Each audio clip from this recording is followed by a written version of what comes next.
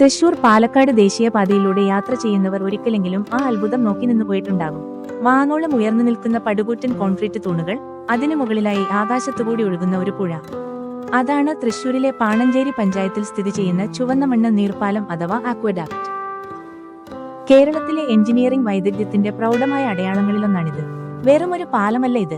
1949 നിർമ്മാണം ആരംഭിച്ച് 1957 കമ്മീഷൻ ചെയ്ത പീച്ചി ജലസേചന പദ്ധതിയുടെ അവിഭാജ്യ ഘടകമാണിത്.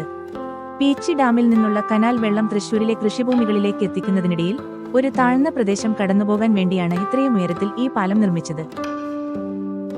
ഏകദേശം 70 വർഷത്തോളം പഴക്കമുണ്ടെങ്കിലും ഇന്നും കരുത്തോടെ നിൽക്കുന്ന ഈ പാലം പഴയകാല നിർമ്മാണ വൈദഗ്ധ്യത്തിന്റെ സാക്ഷ്യപത്രമാണ്.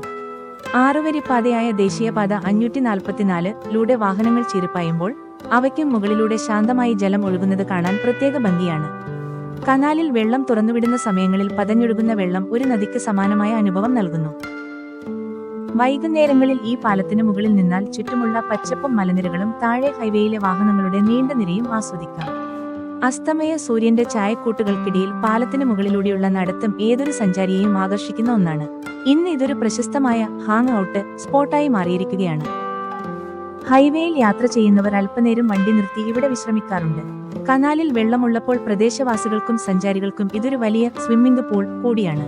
മണ്ണുത്തിയിൽ നിന്ന് പാലക്കാട് ദിശയിലേക്ക് ഏകദേശം 12 കിലോമീറ്റർ സഞ്ചരിച്ചാൽ ചുവന്നമണ്ണിൽ ഈ വിസ്മയം കാണാം. കുതിരാൻ തുരങ്കത്തിലേക്ക് പോകുന്നവർക്ക് വഴിമതിയെ സന്ദർശിക്കാവുന്ന മികച്ച ഒരിടം കൂടിയാണിത്. ചുവന്നമണ്ണ് നീർപ്പാലം വെറുമൊരു ജലസേചന മാർഗമല്ല, അത് പ്രകൃതിയും മനുഷ്യനിർമ്മിത രൂപങ്ങളും ഒന്നിച്ചു ചേരുന്ന ഒരു മനോഹര ദൃശ്യമാണ്.